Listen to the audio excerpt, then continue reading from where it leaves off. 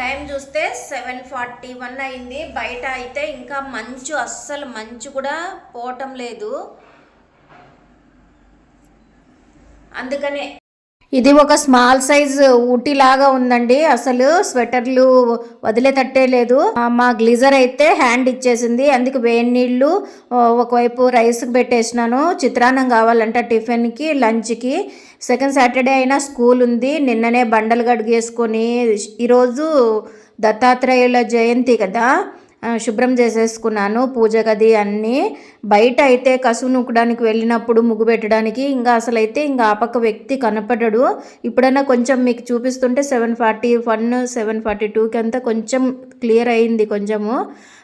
అందరికీ దత్తాత్రేయ జయంతి శుభాకాంక్షలు. అందరూ పూజలు బాగా చేసుకొని ఆయన కృపకి పాత్రలు కావాలని నాకు చాలా ఆశగా ఉంది. లాంగ్ వీడియో పెట్టినాను, ప్లీజ్ లాంగ్ వీడియోలు చూడండి. వీడియో నచ్చితే ఒక్క లైక్ ఇవ్వండి దయచేసి.